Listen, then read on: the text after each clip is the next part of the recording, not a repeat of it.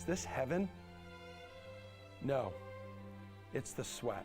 And coming up, we'll talk about the Field of Dreams game. Who's going to go the distance? Who's going to send presents to the people or the children of the corn? We're also going to talk about PFL bets. We're going to talk about EPL bets. The NFL preseason is here. Hey, Dad, do you want to have a catch? The sweat starts right now.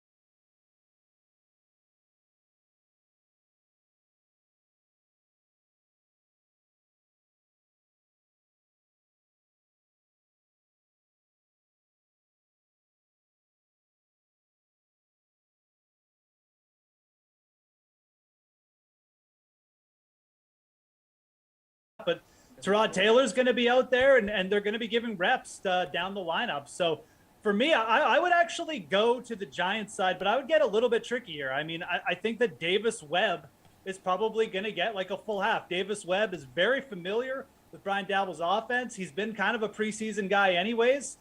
I think that's where I would go. You're going to get a full half of football. The Patriots really don't take the preseason that seriously. I'd go to the Giants quarterback here. Okay, Jules, do you agree? You got to go Giants side? I agree that the Giants are probably the side in this game, which we can discuss when we talk about betting the game. But I think that the edge on the DFS side is the Patriots telling us that they won't be playing starters on the offensive side. So while the Giants might be playing a little bit more skill, we're also going to see more players play, and that means less playing time per player. When you look at the Patriots quarterback depth chart, if we're going to see no Mac Jones and there's still old man Brian Hoyer there who probably doesn't need any reps, they're saying he's more of a coach on the field, that probably means that rookie Bailey Zappi is probably going to get 3 quarters, like full run. He could play the whole game at quarterback. That wouldn't shock me. Dude threw for 6,000 yards and 62 touchdowns at Western Kentucky last year. Not that he's going to come in and light it up in the NFL, but he slings it. So I just think based on volume here, we're getting a quarterback that's going to play a ton, even if he's on the losing side. That's where I want to be. Hey, Pierce, Jules makes a good point there with like playing time per player. Yeah, he does. It's almost like he stole my script entirely. I completely agree. Woo! Bailey Zappi is going to be the play. Mac Jones is not expected to play. Hoyer really doesn't need to be out there. The only reason you would play Hoyer is if you're really trying to evaluate your wide receiver talent and maybe he's a little bit more dependable. But really, let Zappi get out there, see what he's got, let him sling the ball around. The Patriots are probably not going to start their star running backs. They're not going to get any game time. They don't really need to work their backups that much. But they have a ton of wide receivers on this roster, a lot of veterans, and they've got to decide who's going to make this final roster. And the only way they're going to be able to evaluate these wide receivers is let them pass the ball. All right, now give me a bet you like for Giants-Pats, Jules. I think you implied you were going to go to the New York side here. Yeah, I put it out on Twitter this morning. I'm going Giants first half. It was -1.5 when I put it out. I'm not sure if it's moved a little bit, but this is going to what Jeff said. You got one team not playing the starters. You got another playing them. That's an edge for the Giants early in this game. I don't know if it's the Patriots trying to hide the lack of success that they've had with the offensive line and the offense in general in this game because Bill Belichick feels that they're not ready. Now it's at 3. It's doubled. Okay. So it moved off the news. -3, -115 is kind of a lot. I do think the Giants, get out to a lead in the first half and lead this game at halftime. Probably win the game if you want to go that way. Another way to look is just at the under, which is surprisingly going up, like 34.5. That's a lot of points for an opening preseason game for these two teams who aren't going to show much and reportedly haven't been very good offensively in camp, and both have been doing well defensively, especially on those front defensive lines. So a lot of pressure on these young, inexperienced quarterbacks. I would say Giants first half and or an under on this one works for me. Piers, Giants, Pats, preseason. What do you like on the DK Sportsbook? Patriots money line. Let me correct some misinformation at the beginning of the broadcast. Dabble didn't say he's going to play the starters. He said he was going to play the healthy players. So there's no guarantee that we're going to see the starters or even see the first string for that much action at all. You've got a secondary in the Giants that wasn't very good last season. They've even lost most of those players. If I'm going to go heavy on Zappy, I got to like them to win this game, taking advantage of the backups who aren't very good in the secondary. So I'll take the Patriots to cover. Although we know that the Patriots don't push very hard, I think that the Giants are going to push even less in this game. Jeff, what's your bet for this game? As per usual, Pierce is wrong about everything. He said he's going to play some of the start. He said he's taking preseason seriously, that the games mean something. You will definitely see some Giants starters take at least a snap or two in this game. And I completely disagree that the Giants are going to somehow lay off in this game. Davis Webb is better than Brian Hoyer and Brady Zap attack combined. Bailey Zappy, Jeff. Davis Webb will play the entire second half. He's got the confidence in this Dabble system. I think that the Patriots are going to have trouble scoring more than 10 points in this game. I do kind of like the undercall by Jules now that it's up to 34.5, but give me the Giants to cover the spread. They're going to win this game by 10 plus, in my opinion. I know that the line has switched. It's still not big enough. This should be up past the field goal, in my opinion. If it's 2.5 Giants spread, that's where it's at. Yeah, you know who you shouldn't roster tonight is James White, because moments ago, guys, he just announced that he's retiring from football. New England will be in my heart forever. Thank you for unwavering support over the years. I am forever grateful. Jules, you being a lifelong Pats fan here, I just want to get your reaction real quick. Years down the road, how are you going to remember Sweet Feet? I'm going to remember him for the Super Bowl MVP that Yep. he should have won in the 28-3 game against the Falcons. He was the MVP of that game. He had like 15 receptions. The game-winning touchdown, right? Yes, it was. Yes, it was. Times. Yep. So I'll remember him for that. He was a very good player, and unfortunate injuries on a smaller guy towards the end of his career. Yeah, and Jeff, I know we hear a lot about what a man he is, like off the field as well. We want to tie in a little bit of the impact that this is going to have on the backfield and the Patriots. It was already crowded this season. Yeah, I mean, look, from a fantasy perspective, this is good news for Stevenson. Like Ramondre Stevenson has been taking some snaps out, as more snaps as pass catchers in training camp. Damian Williams as well. But, James White is a guy for me that, I'll just remember as he's like a Bill Belichick creation. I mean, Belichick fit him in the system. Nothing really flashed about him coming out of college, but he just fit the Belichick mold so well. And he just basically became friends with that offense and that system. And he just got every ounce of sort of talent out of himself. That's kind of what I remember about James White. Really, really solid player, like you said. Okay, Pierce, who benefits the most from this retirement? I know producer Slice Scott Mayer mentioned Pierre Strong, the kid they took in the 4th round this year, running back, I believe, out of South Dakota. South Dakota State. It really benefits anybody. If anything, it benefits the DFS players. It's one less guy to guess when we have a Thursday night slate and we have to decide which Belichick running back is going to get 4 touchdowns. At least we don't have to pick James White anymore. Yeah, it's true. No James White and no Brandon Bolden this year. It's the end of an era. Yeah, there was always 1 or 2 guaranteed games with Brandon Bolden in the season where he would end up rushing for 3 touchdowns or 30 yards. Let's go to the second preseason game here tonight. Titans and the preseason juggernaut Baltimore Ravens. Pierce, who is your DFS captain here? Tennessee rookie quarterback Malik Willis will be making his pro debut. He's definitely going to be an option. I don't know if I'll captain him. The safest bet's going to be to go with Mike Davis. The Ravens are going to be without Gus Edwards, and J.K. Dobbins most likely not going to play in this game. And Mike Davis is a veteran, doesn't really need the reps, but it's a pretty crowded backfield. He's going to have to prove that he has a role.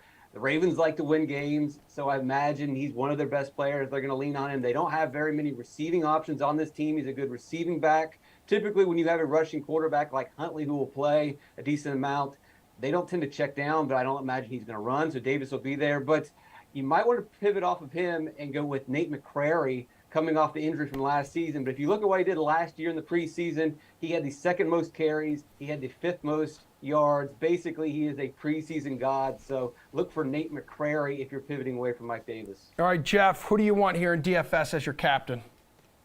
What about Hassan Haskins? You should see Dontrell Hilliard and Haskins play most of the snaps at running back for Tennessee, and I expect that you're going to see a lot of running from the Tennessee Titans too. Malik Willis is in there to steal some snaps in that regards, but I really don't think they're going to be throwing Malik Willis down there like just to do whatever he wants. I think it's going to be just get some snaps and hand the ball off. Haskins is a guy they drafted for a reason. They want some Derrick Henry insurance. I think you'll see him play against the backups a lot in this game, and I think that he's got the skill set to really break off a couple big runs. So, the easy play is probably Huntley, although it really kind of comes down to I'm not sure how much Huntley is going to play. And I'm talking about Tyler Huntley, the backup for the Ravens in this game.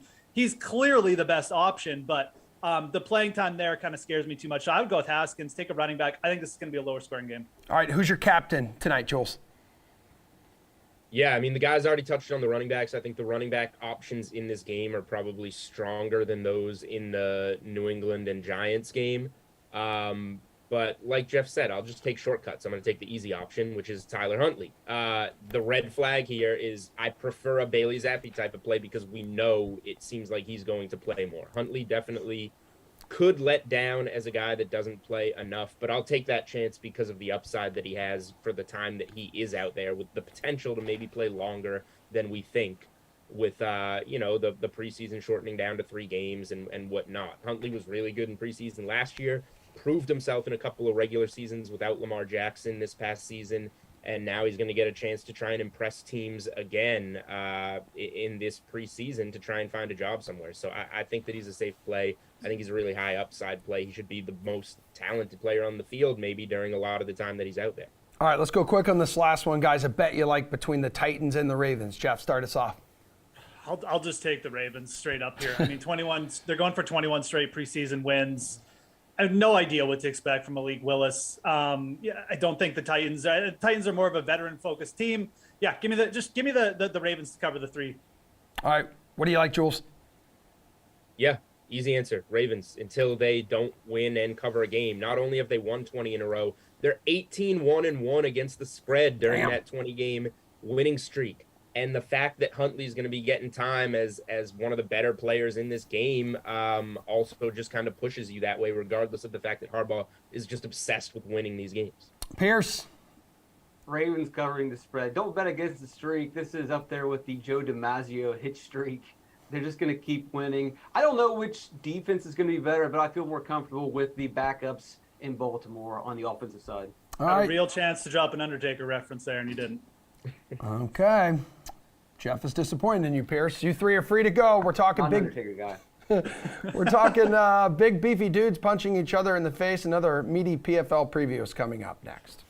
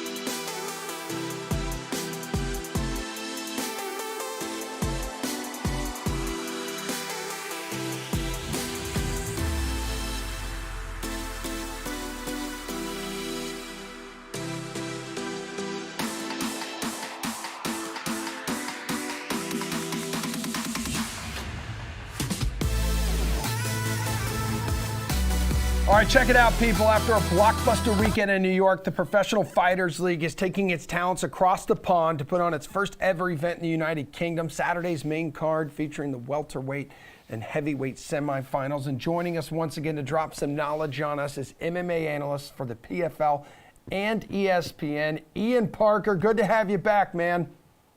Happy to be back. We got a lot of good fights coming up. Last week, we had some interesting things happen. Yeah. But now, PFL and UFC this weekend. Let's go. Yeah, I was going to say, before we get to Saturday, get us caught up here on what went down last week, starting in the lightweight semifinals. Well, look, unfortunately, our pick, Anthony Pettis, didn't come through. It looks like he both broke his hands in the first round, supposedly. So Stevie Ray took advantage, got the win there. And on the other side of the bracket, the Canadian gangster OAM took out Martinez. He did something we haven't seen in a while. He was moving forward. It wasn't just lateral movement. He was aggressive. He used that power, and he dominated in that fight. So the lightweights are now set, and we got some interesting bets for that one coming up as well. All right, well, how about the light heavyweight division? You know what? That one was a little bit, for me, more intriguing, to be honest with you, because I thought Josh Silveira was going to be able to utilize his pace, his cardio, and his wrestling, and he did none of that, and he dropped the decision to Amari Akhmedov. But on the other side, Razor Rob Wilkinson did exactly like I thought he would do, get it done inside the distance. And I believe he's going to be your winner this year. So Akhmedov versus Wilkinson, it's going to be a fun one. All right, let's go to this weekend now. It is the welterweights. It is the heavyweights here taking center stage over in Wales. So let's start with the main event here between Rory Mcdonald and Mogameg Umalatov. Mcdonald, huge underdog in this fight despite being the 1 seed here. So what are your thoughts exactly on throwing some dough on the former Bellator champ here at plus 285, dude? You would think that people would be willing to do that for Rory, but I think right now just can't pull the trigger on Rory Mcdonald. That last fight against Sada Boucy, more than aware he was already cemented for the playoffs. It was just a matter of seeding, but he just didn't have a game plan. And this seems to be the trend with Rory. First fight of the season, he comes out, he dominates.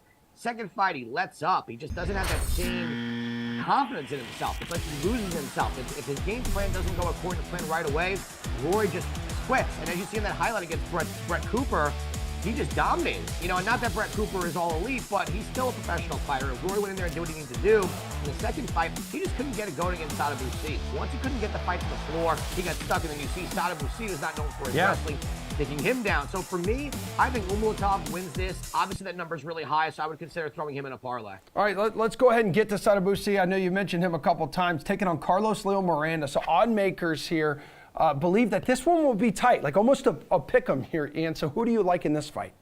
I like Carlos in this fight.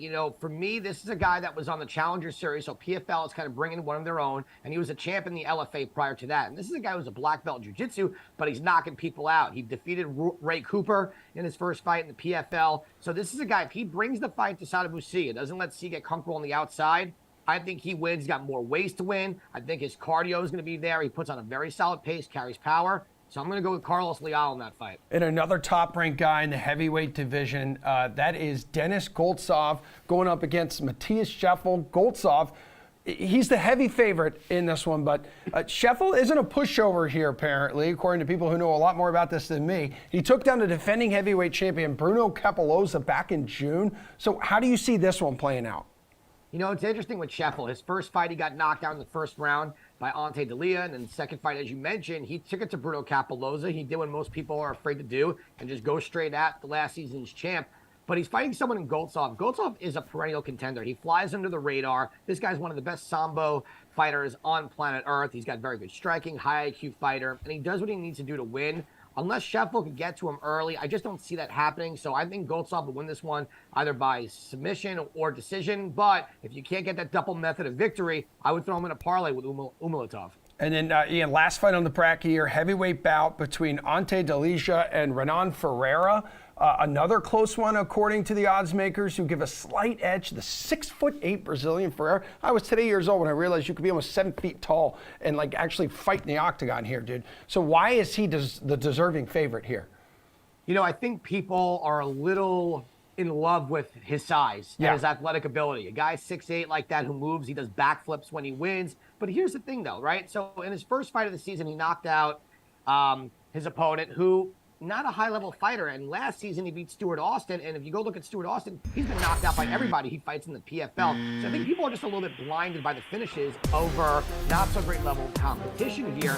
And he's fighting someone. I don't like when he points at me like that, but there's a knockout to Stuart Austin, right? Now, if you go back to his last fight against Clitson Abreu is just a very heavy middleweight who was fighting at heavyweight, and he was able to take down Pereira, no problem. Sit on him, out-grapple him, and Pereira, for someone who's a black belt in jiu-jitsu, just looked absolutely clueless off their back. He's fighting someone in Ante D'Elia who is extremely well-rounded, good wrestler, good top position, good striking. So if Pereira doesn't land one shot early, I actually like Ante D'Elia here. D'Elia almost took out Capoloza last season. So for me, I like D'Elia, and if we can get underdog odds on him, I'm going to be big on him this weekend. Is that a one-legged backflip he's doing as well? Like that is. Yeah, he did a one-legged backflip, and no one even knew he was going to do it. And you would think with that amount of room they don't have, he would have told everyone to watch out. So he almost knocked out one of his coaches. All right, plenty of other great fights too on the card on Saturday. So which one intrigues you the most? You know, there's a fighter on there from the Challenger Series who I was very intrigued by when he fought. Well-rounded, very young. He's Chris Mixon. I would keep an eye on him. The odds may be a little heavy, so I don't mind throwing him in a parlay, but this is a kid who's just so well-rounded. It was like Alexander Pogrande last week, another young kid who's just almost like a prodigy. This kid's got that type of IQ to him, blue-chip prospect feel, so keep an eye on Mixon. I think he's someone to look out for in the future. All right, finally, we got to ask you for your lock again. I know you mentioned at the top of this segment, Anthony Pettis couldn't pull it off for the win, for you last week, the broken hand situation. So let's win some money this time around. What's your lock for Saturday's action, dude? You know what? I'm going to parlay Goltsov and Umalatov here. I think both of them get it done relatively easily. And you're going to get these two guys who are 3-1, 2-1, 3-1 favorites, get them close to even money. Therefore, you're reducing your risk on the juice. So we're going to go with the parlay there. All right, Ian, you absolutely crushed it. You know your stuff. That's why we bring you on here, dude. We'll talk to you again next week. Still ahead, people, an EPL Week 2 preview. But first, our baseball nerds help you with which bets and DFS plays make the most sense on tonight's slate.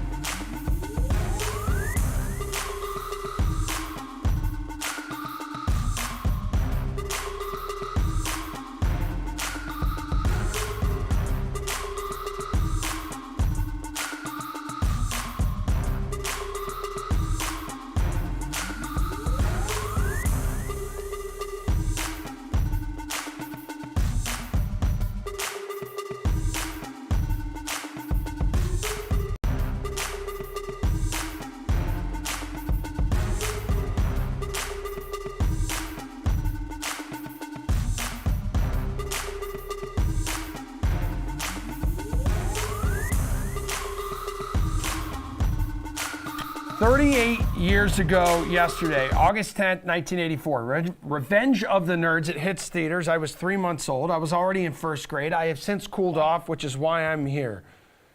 I'm going to explain to you what the hell WOBA is in just a moment.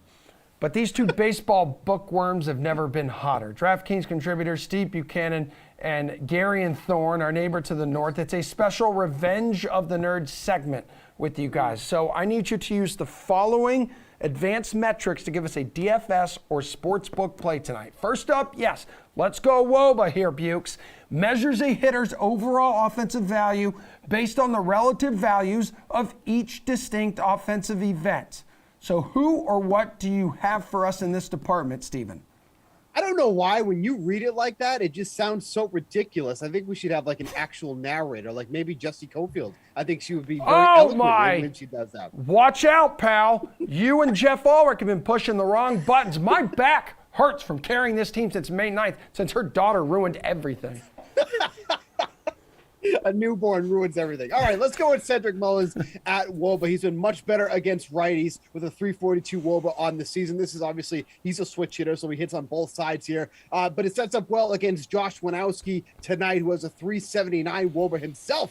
Going against lefties, because Mullins will be batting from the left side against the righty. And Winowski's also been awful at home this season at Fenway Park. 6.18 ERA on the season, 407 WOBA, with 6 of the 8 home runs that he's allowed. So this should set up a great spot here from Mullins at the top of the order for that buzzsaw of an offense called the Baltimore Orioles right now. That team is rolling right now. They're kind of nipping at the heels of my Seattle Mariners for a wild card spot. I didn't think on August 11th I'd have to be worried about what the Orioles are doing when it comes to the Mariners, but here we are. Doesn't matter tonight. Let's talk about Cedric Mullins in the WOBA spot going up against Josh Winowski. All right, Gary, and you love dropping WOBA on us during our baseball segment, so hook it up, dude. Yeah, I do love a good WOBA. In fact, I love it so much, I'm going to double dip WOBA here. We're going to give you WOBA and expected WOBA. Whoa! Let's talk about Kyle Farmer, who, bless the Reds, they've already put out their lineup for tonight. I think it's the fastest lineup I've ever seen in my entire life.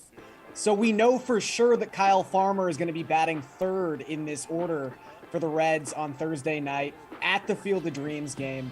He has a 410 WOBA against left-handed pitching and a 400 expected WOBA against left-handed pitching. There are only 6 players in baseball with 100 plate appearances within the split who have managed a 400 mark in both of those categories. One of them is Kyle Farmer. The other ones are Austin Riley, Mookie Betts, Rhys Hoskins, Aaron Judge, and Trey Turner. That's the kind of company that Kyle Farmer is able to keep when he's only hitting against left-handed pitching. If he's hitting against a righty, you don't really even want to consider him. But against a lefty like Drew Smyly, who, by the way, has given up the most home runs per 9 of any pitcher dating back to 2019, you probably want to put Kyle Farmer into a lineup. All right, guys, people have been tweeting me all day. What the hell's ISO? And I say to them, it's isolated. It says it's isolated power. It's a measure of a hitter's raw power and tells you how often a player hits for extra bases. What's a DFS or sportsbook play you have based on isolated power, Gare Bear? Let's go to Wilson Contreras, who actually is one of the most powerful hitters in baseball when it comes to facing, again, left-handed pitching. We've got a pair of southpaws taking the mound in Iowa tonight. He's got a 333 ISO against southpaws in 2022. That is the 6th highest isolated power of any qualified hitter against lefties this season. So Contreras against Nick Lodolo, who, has been perfectly fine this season, struggles a little bit with his control, but has also been pretty bad on the road, a 551 slugging percentage on the road. There isn't really a home team tonight. There's 2 road teams, so that's tough news for Nick Lodolo and great news for Wilson Contreras. All right, Steve, who stands out to you in the ISO department?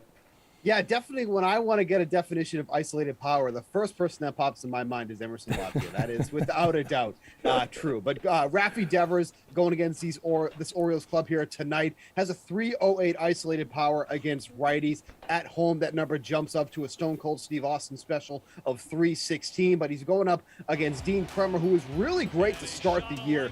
But his 3.43 ERA is backed by an expected ERA of 5. So there's going to be plenty of regression production coming his way. And he's someone who's also allowed 3 home runs in the second half of the season already through 16 innings. Now, that doesn't sound like a lot, but that's also the same number of home runs he gave up through the entire first half, through 41 2/3 innings. So that regression, I think, is already starting to come to fruition. When you have Rafi Devers, the immense amount of power that he has, it is just absurd. That is obviously somebody the Red Sox should be signing and giving lots of money to, but we'll get to that at another day at another time. But Devers tonight against Kremer with that power, that should be a good spot here tonight. All right, now to one of Julian Edload's favorite categories. This one is WRC plus, weighted runs created plus. It's a rate statistic here, guys, which attempts to create a hitter for the value of each outcome rather than treating all hits or times on base equally while also controlling for park effects and current run environment.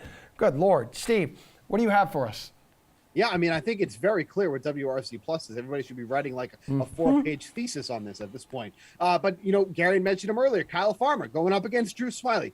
Just real quick, I'm not on MLB today, so I can say this. Could you give us a better Field of Dreams game? What a horrible game we have today. This is supposed to be like a special occasion. You got Cubs and Reds. Get out of here with that crap. What a horrible game for tonight. But whatever. Kyle Farmer going up against Drew Smyly. He has a 160 WRC plus against lefties. That is by far the highest on the team. Against left-handed pitching, only him and Joey Votto, I think, have a WRC plus over 100 on the Reds right now. That team has just been absolutely decimated at this point. 410 WOBA, 245 isolated power. You know what all of those mean now after this eloquent segment that we've had there. And Smyly, he has no issue giving up home runs. 9 of the 11 home runs he's allowed have come against righties. Drew Smyly, I still don't understand how he's a starting pitcher in Major League Baseball right now, let alone starting the Field of Dream games here tonight. But, use Kyle Farmer and make some cash. Gary, and WRC plus, who really stands out to you today? I mean, I kind of fell asleep when you were explaining what it was. Dude, you love this. This is another one you love. Way, it's long, man. There's a lot of weird numbers and words in there. Basically, WRC plus is how much better than the average player is this particular player we're looking at. Exactly. As an example, Adley Rutschman, since the beginning of June, as a left-handed batter, got to remember, this absolute stud of a backstop is also a switch hitter, has a 185 WRC plus in his 150 plate appearances against right-handed pitching. That means he is 85% better than your average hitter. That's all WRC plus means, and that means Adley Rutschman, again, is an absolute stud. He has been tearing the cover off the baseball the past 2.5 months. You definitely want to use him when he is facing a righty, not a lefty. We have learned that so far this season.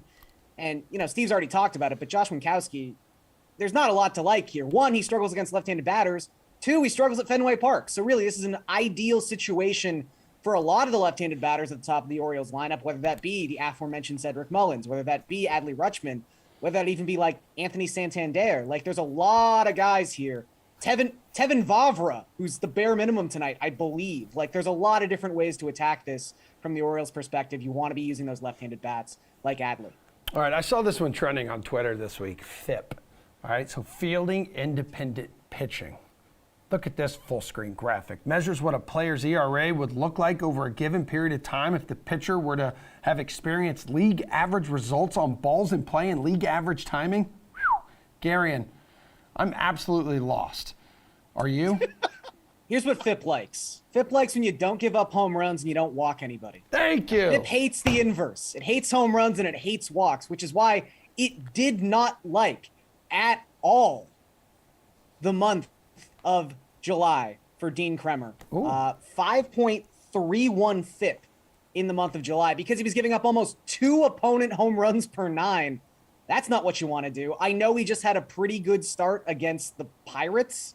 Congratulations. I don't think that means anything to me, which is why I love someone like Tommy Pham tonight for DFS purposes. Yeah. Pham has been one of the hottest hitters in all of baseball. He clearly loves hitting at Fenway Park.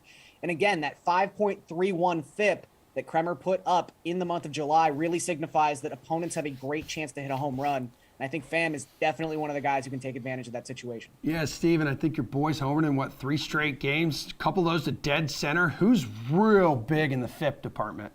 Yeah, actually, Tommy Pham helped hit the over for the Red Sox Braves last night, so I'm all for that. That was great. We love seeing that. I went the opposite direction. I took a pitcher for this one here. I took Valdez going up against the Rangers tonight. He has a 2.87 ERA, but a 3.31 FIP, which is obviously very close to the ERA. So you like to see things like this. This Rangers club not exactly doing much here in the month of August. I know they had that walk-off win against them last night, but it took almost extra innings for them to grab that one there. I think they're going to struggle against Valdez tonight, who's already pitched against them earlier this season. 6 innings in that one, only 1 run allowed. Then you look at Texas on the month of August, hitting 239. They're ranked 21st in runs scored so far this month. That puts them in the same category as teams like the Brewers and the Giants. So I think this is a great spot to use Valdez going against this Rangers club tonight, who is just struggling offensively, with the exception of last night. All right, just one more before you guys go. This one is very easy. It's called Home Run Props. And Field of Dreams game tonight, Steve. We already know that you absolutely hate this matchup, the Cubs and Reds. Give me a guy you believe will hit it into the corn this evening, Steven. Yeah, I'm just going to go with someone we've been talking about, Kyle Farmer. Let's see him go yard in this Field of Dreams game that is not exactly all that enticing to watch. Sorry, Emily, but I think Kyle Farmer plus 425 to hit a home run tonight. I think that's a great number there, especially when you consider who he's going up against. So I think Farmer at plus 425 is a nice play tonight. Dude, live up to the name. Farmer, Field of Dreams, let's go. Oh, man, you're right. Dude, Yep. You know what I mean? Come on, dude. Went right over your head. All right, Gare Bear, talk to me. Yeah, I think Farmer's got to be my favorite at plus 425. It's kind of crazy it's even that high. Like, Aristides Aquino is plus 390. Like, I know he's a massive dude who hits dings, but he also strikes out 70% of the time. On the Cubs side, I would say, again, Wilson Contreras. Really good chance of that home run tonight. He's plus 330. Patrick Wisdom is another name that I've got some interest in. He's plus 340. Someone with isolated power hovering around 280 against left-handed pitching this season. Another guy who really just hits dings. That's kind of all he does. So you'd think he could probably put one into the corn tonight. Steve, what's another baseball-themed game that you want to see Major League Baseball do? Everyone's talking about the Sandlot. You want to see him do the Sandlot? You want to see him do something else? How about Angels in the outfield? We just Yes. have guys on zip lines and just kind of go across and throw the ball over the fence. Like, that could work. Hell yeah. What about you, Garion? I think you came up with the best idea. We just got to find 2 12-year-olds and they get to manage. Yeah. Yeah, Like, little big. That is truly the game. Little big league. Let's do it. Little big league. Give me Twins, Mariners. Give me a wild card spot on the line and 2 12-year-olds managing both teams. You got to try at least one trick play too at some point. Whether it's trying to throw the ball away, hidden ball trick, something like that. It's got to happen. Oh, I love it, man. You guys are great. Later, nerds. We got the soccer jocks joining us next for an EPL Week 2 preview after our final break. Those are the big ones. Hold on.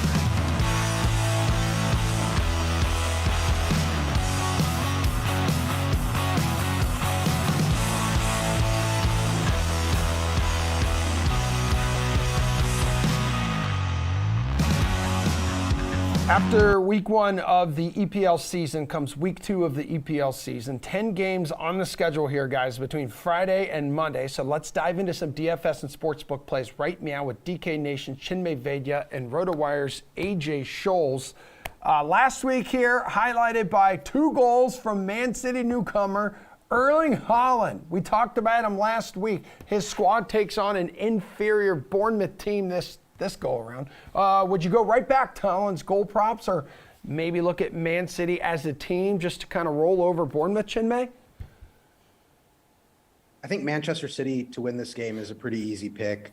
You could probably adjust on the goal line, take them 1.5, maybe even 2.5 in this game against Bournemouth. The Haaland goal scoring props, though, are not that favorable. Anytime scorer minus 250, you think he's probably going to get 1. But if you think he's going to get 2 or more again, that's plus 180. So if you're really buying into Haaland, I think there will be a slowdown at some point in the Premier League for Haaland. I don't know if it's this game, though. So I expect him to at least get 1, but 2 or more is still favorable at plus 180. So that would be one that I'm definitely looking at if I'm betting this game. Chinmay with a haircut, clean shaven, but not AJ. Hairy man. What do you want here, dude? Yeah, I got to keep the beard rolling here. Just got to do it. Look, that as Chinmay alluded to, that minus 250 for anytime goal scoring prop is just worthless, to be honest. Like, yeah, he's probably going to score, but what if he doesn't? What if he does slow down? It's just not worth the return on investment. If you go first goal scorer, you can get plus 150. That's really not a good return for the risk there. As Chinmay said, I don't mind the 2 to score at plus 180, but overall, I kind of avoid the goal props for Haaland in this one. I'd rather look at Kevin De Bruyne here with the assist prop is minus 110, just laying a little bit of juice on that one. Given the club's implied goal total sits at 2.74, we should be seeing plenty of action, and KDB will definitely be involved there. All right, guys, one of the best games of the weekend slate here. That's going to be Chelsea and Tottenham. Both teams started their seasons with a win last week. Chelsea, though, has had the Spurs number the past, so they won the last 3 matches here, AJ. What bet are you looking for in this game? Well, look, if you watched that Chelsea match last week, they were not impressive. I mean, Everton didn't have Dominic Calvert-Lewin or Solomon Rondon, their top 2 attacking options. They lost 1 center back in the 18th minute, another one in the 70th minute. So there's no reason that Chelsea shouldn't have won this by a much larger margin. So to that end, I'm going to look at Spurs just simply on the money line at plus 215. If you want to take the draw out of the equation, you could hedge and go draw no bet at plus 125. Both of those are really good value. But this Chelsea team was unimpressive in that win against a really depleted Everton side. All right, Chinmay, both these teams winning week 1 here. What do you want now in week 2? This is a really tough one for me because on a personal level, I dislike both these teams. But AJ makes some really good points with Chelsea in their first game. And Tottenham in their first game looked really impressive. After an early letdown against Southampton, they roared back without really much of an influence from Harry Kane.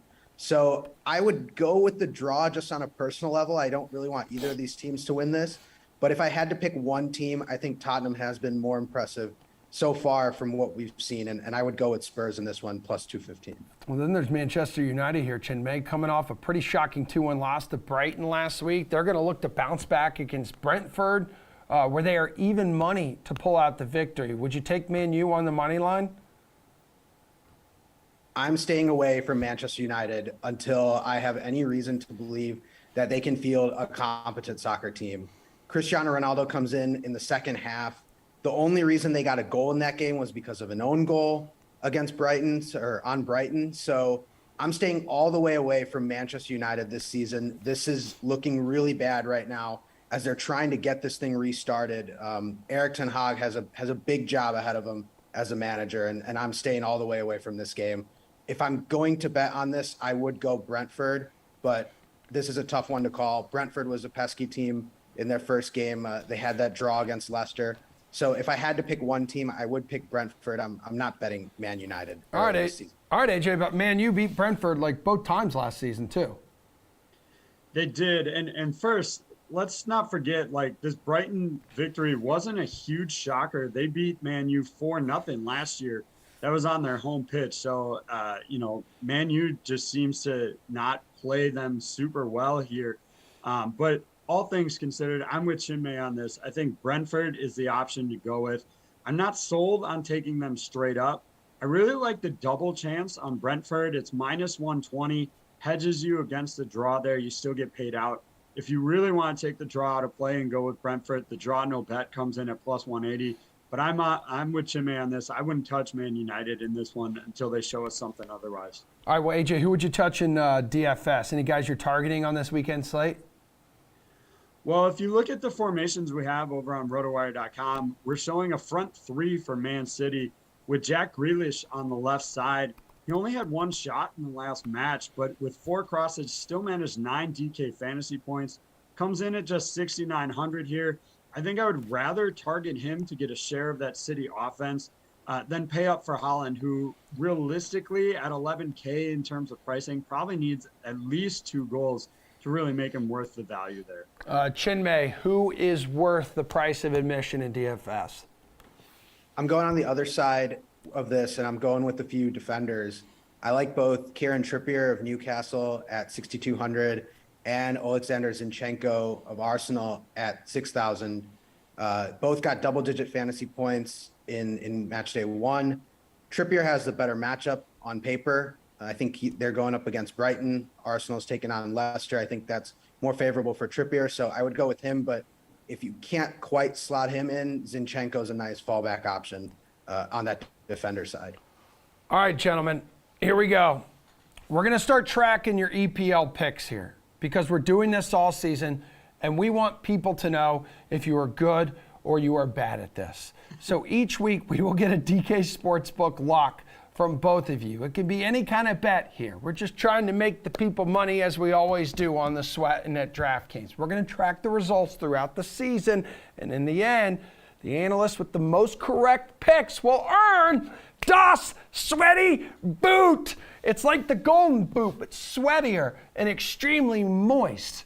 So now that you see what's on the line, and everyone on the planet wants this thing inside their trophy case, give us your lock for match week number 2, AJ. Well, we haven't talked Liverpool Crystal Palace at all, and that's where I'm going with my DK Sportsbook lock here. And it's to look at Mo Salah to score a goal -110. Pretty good value for a guy who won the Golden Boot last year. And Liverpool have the second best implied goal total this week at 2.39. If they're going to get 2 in the netting, possibly 3, there's almost little chance, in my opinion, that at least one of those doesn't come from Mo Salah. Give me the sweaty boot over the Golden Boot any day of the week. Chinmay, what do you got? What's your lock? So I'm going with the same game as AJ, actually. So this could end either really well or really poorly for both of us.